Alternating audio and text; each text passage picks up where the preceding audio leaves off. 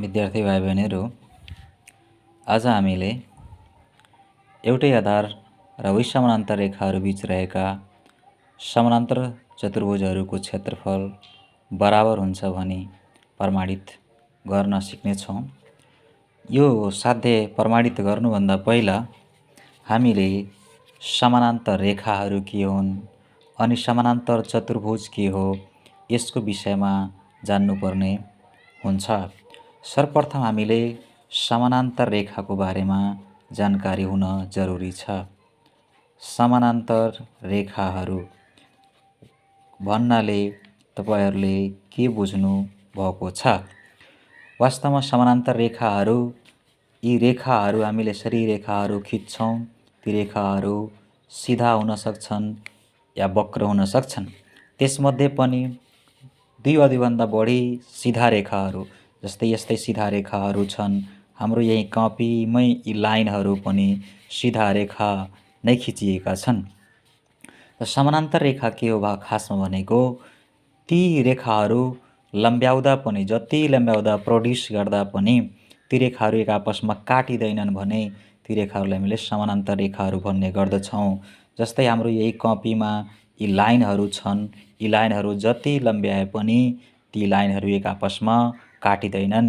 त्यसकारण यी रेखाहरूलाई हामीले के भन्छौँ त समानान्तर रेखा हामी भन्ने गर्छौँ। अब समानान्तर रेखा भनेको खासमा ती रेखाहरू जति पनि लम्ब्याउँदा पनि एक आपसमा काटिँदैनन् भने त्यसलाई हामी समानान्तर रेखा भन्ने गर्छौँ। भने अब यो चाहिँ साध्यमा चाहिँ प्रयोग गरिएको समानान्तर रेखा भनेको खासमा ती रेखाहरू जति लम्ब्याउँदा पनि एक आपसमा नकट्ने रेखाहरू हुन् भने समानान्तर चतुर्भुजको बारेमा हामीले जान्न जरुरी छ। समानान्तर चतुर्भुज पनि एउटा चतुर्भुज नै हो अनि त्यस्तो खालको चतुर्भुज हो जसको चाहिँ आमुन्ने सामुन्नेका भुजाहरू समानान्तर हुन्छन्। यो एउटा चतुर्भुज हो, यो पनि एउटा चतुर्भुज नै हो। यसको आमुन्ने सामुन्नेको भुजाहरू यो भुजा र यो भुजा के छन् त एक आपसमा समानान्तर छन् भने यो भुजाको आमुन्ने सामुन्ने भनेपछि यो भयो।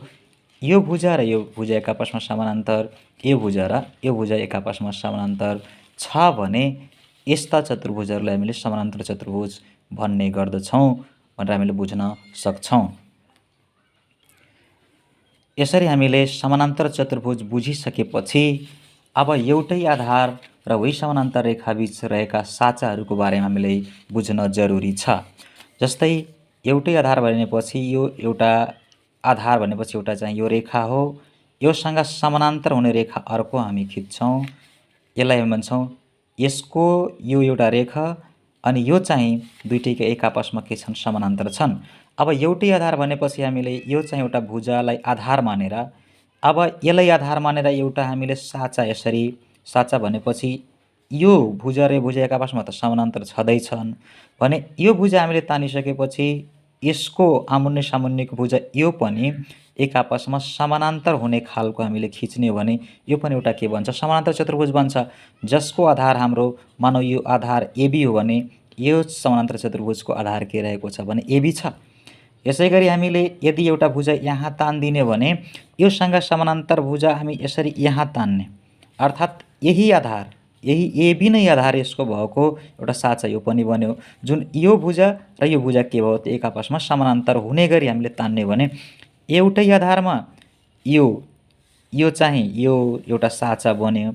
यही एबी आधारमा नै अर्को यो पनि एउटा साचा बन्यो जसलाई हामी भन्छौँ एउटै आधार र उही समानान्तर रेखाको बिचमा यो दुईटै साचा रहेको छ। यसैगरी हामीले अरू पनि यसरी यो भुजा यसरी तान्ने हो भने अर्को यसरी गरेर हामी यता तान्दाखेरि यो पनि एउटा के बन्यो त साचा नै बन्छ। जसलाई हामीले यहाँ तीनवटा हामीले समानान्तर चतुर्भुज बनायौँ अहिलेसम्म।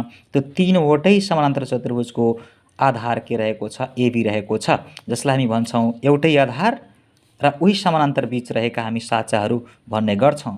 यो चाहिँ हामीले यो किसिमको चाहिँ फिगर बनाउन सबभन्दा हामीलाई जरुरी देखिन्छ। अर्को हामीले फिगर बनाउँदाखेरि मानौ यो चाहिँ एउटै आधार के छ एमएन छ। योसँग समानान्तर रेखा अर्को हामीले खिच्ने अनि भनेपछि यही आधार एमएनलाई लिएर हामीले यहाँ एउटा साचा बनायौँ।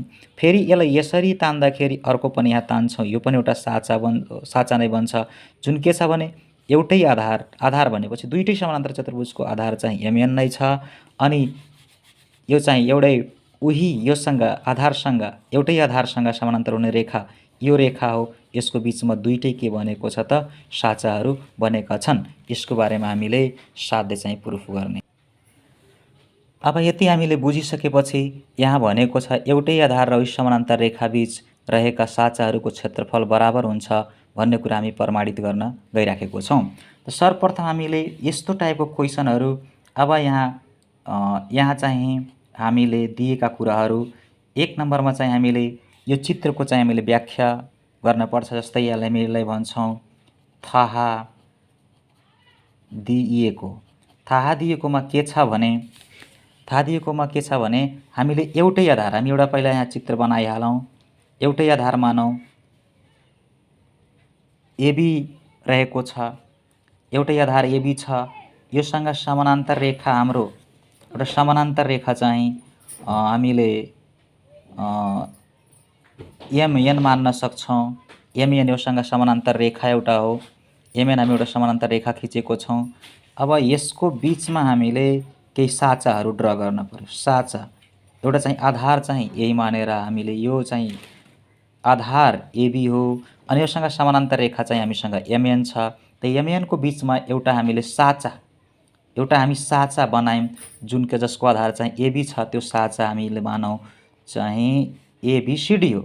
यसै गरी यहाँ चाहिँ हामीले यो दुईवटा भुजाहरू दुईवटा चाहिँ साइडहरू आमुन्ने सामुन्नेका भुजाहरू के छन् त समानान्तर छन्।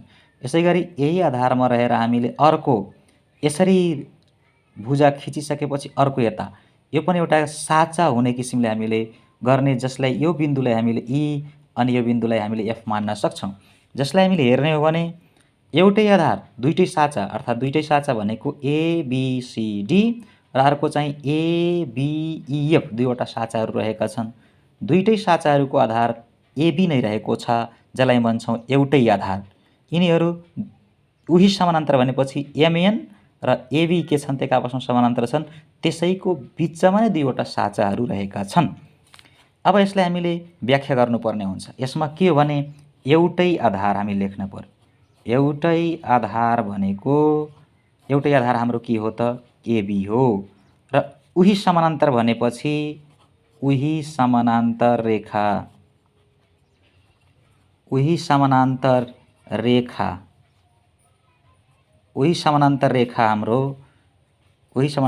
चाहिँ एमएन हो। अब एउटै आधार एबी र उही समानान्तर रेखा चाहिँ हाम्रो एमएन हो।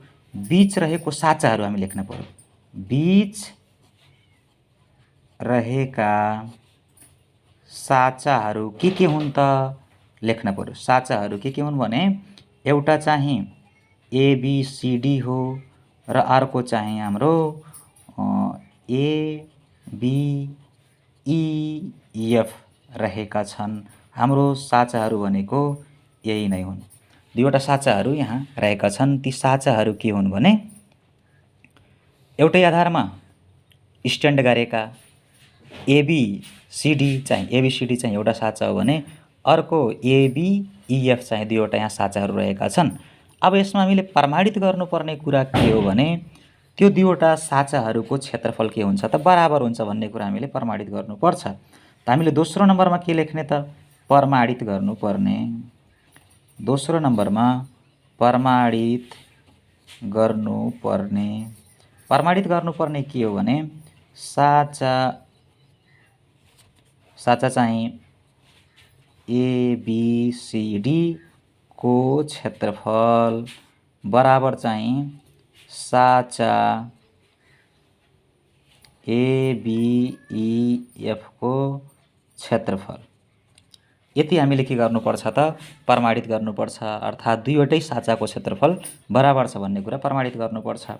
यसमा हामीलाई चाहिने कुरा अर्को के हो भने हामीले त्रिभुजको क्षेत्रफल पढेछौँ।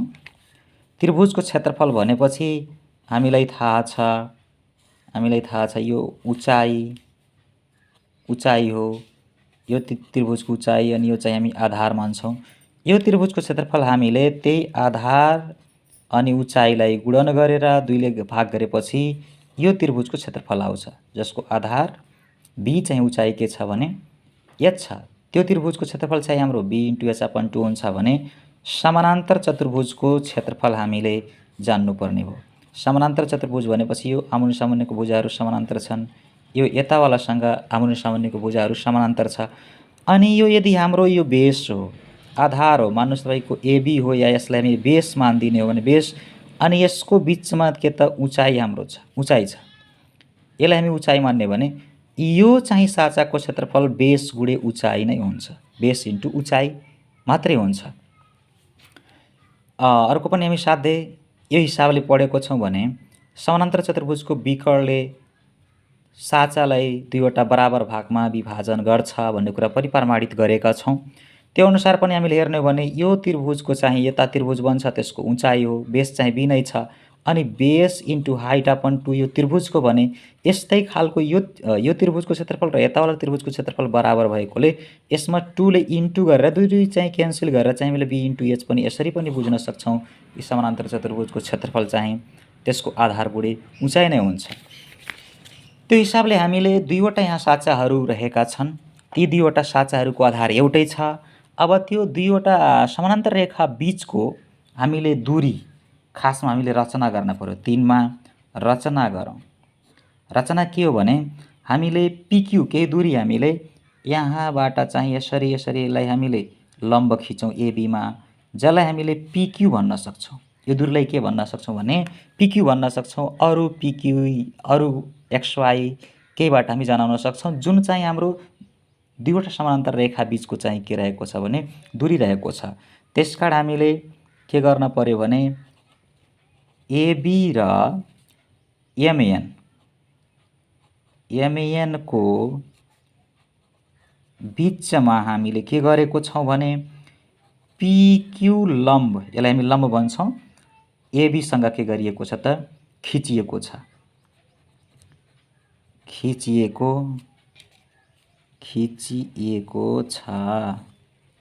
लम्ब खिचिएको छ। अब यसलाई हामीले प्रमाणित गर्नुपर्छ। अब हेर्नुहुन्छ भने तपाईको ABCD एउटा समानान्तर चतुर्भुज हो। अघि मैले देखाए अनुसार चाहिँ समानान्तर चतुर्भुजको क्षेत्रफल भनेको त्यसको बेस गुणे उचाइ हो, त्यसको बेस गुणे उचाइ हो भने अब हामीले प्रमाणहरू पेश गर्दै, साबुतहरू पेश गर्दै यो साध्यलाई हामी के गर्छौँ त प्रमाणित गर्छौँ। अब हामी लेख्छौँ प्रमाण। प्रमाण भनेपछि अब हामीले क्रमशः प्रमाणहरू लेख्दै जान्छौँ अनि त्यसको स्टेटमेन्ट तथ्यहरू हामी तथ्यहरू उल्लेख गर्छौँ अनि एकतिर हामी कारण लेख्छौँ। आखिरमा यो तथ्यहरू चाहिँ किन हामीले यो तथ्य प्रमाण स्टेटमेन्टहरू किन लेख्ने त्यसको कारणहरू समेत के गर्छौँ त उल्लेख गर्छौँ। अब हेर्नुस् 1 नम्बर हाम्रो चाहिँ के हो भने हामी प्रत्येक समानान्तर चतुर्भुजको क्षेत्रफलको खोजी गर्छौँ। जस्तै साँचा चाहिँ हाम्रो ABCD को क्षेत्रफल, ABCD को क्षेत्रफल भनेको यसै ABCD जुन हाम्रो यो साँचा छ त्यसको क्षेत्रफल भनेको यही आधार हो, आधार चाहिँ AB नै हो अनि त्यसको उचाइ के हो त PQ हो। त्यसकारण हामीलाई थाहा छ आधार गुणे उचाइ मिन्स हियर चाहिँ PQ हो, उचाइ के हो त PQ हो। यसको कारण के हो, हामीले यो लेख्नुको कारण के हो भन्ने कुरा त उल्लेख गर्न पर्यो। यो चाहिँ समानान्तर चतुर्भुजको क्षेत्रफल चाहिँ AB * PQ किन होला त, त्यसको कारण के हो भने साँचाको उचाइ हाम्रो समानान्तर चतुर्भुजको आधार चाहिँ AB हो र उचाइ चाहिँ हाम्रो PQ भएकोले हामी के गर्न सक्छौँ भने आधार गुणे उचाइ नै समानान्तर चतुर्भुजको क्षेत्रफल हुन्छ, हामी पढेका छौँ। त्यसैगरी 2 नम्बरमा हाम्रो अर्को साँचा रहेको छ। ABCD बाहेक अर्को एउटा हाम्रो समानान्तर चतुर्भुज रहेको छ। त्यो साँचा चाहिँ हाम्रो हो AB अनि त्यसपछि EF। अब यसको क्षेत्रफल के होला त, यसको क्षेत्रफल हामीले निकाल्नु पर्ने भयो। यसको क्षेत्रफल हेर्नुभयो भने त्यो साँचाको उचाइ कति रहेको छ, आधार कति रहेको छ हामीले हेर्दाखेरि आधार त दुईटै साँचाको के रहेको छ सेम रहेको छ, त्यसकारण आधार के हुने भयो त AB नै हुने हो अनि त्यसको पनि उचाइ चाहिँ हाम्रो PQ नै रहेको छ। अब यसको कारण हामीले उल्लेख गर्नुपर्ने भयो भने जुन कारण नम्बर 1 हाम्रो छ समानान्तर चतुर्भुजको उचाइ र आधार र उचाइ दिएको छ भने त्यही आधार र उचाइलाई गुणन गरिदिने हो भने त्यो समानान्तर चतुर्भुजको क्षेत्रफल आउँछ। त्यसैको आधारमा हाम्रो के हो त, कारण चाहिँ एक जस्तै, कारण चाहिँ हाम्रो एक जस्तै यो पनि भयो। कारण एक जस्तै हामीले लेख्न सक्छौँ। के कारण लेख्न सक्छौँ भने समानान्तर चतुर्भुजको उचाइ पिक्यू अनि त्यसपछि त्यसको आधार एबी भएकोले चाहिँ यो यसको क्षेत्रफल हुन्छ, यो साँचाको क्षेत्रफल यो हुन्छ, यो साँचाको क्षेत्रफल यो हुन्छ। अब हामीले 3 नम्बरमा हेर्ने हो भने यो जुन साँचा एबिसिडी छ अनि अर्को साँचा एबिइएफ छ, त्यो दुईटैको क्षेत्रफल यहाँ एबी गुणे पिक्यू आयो कि आएन?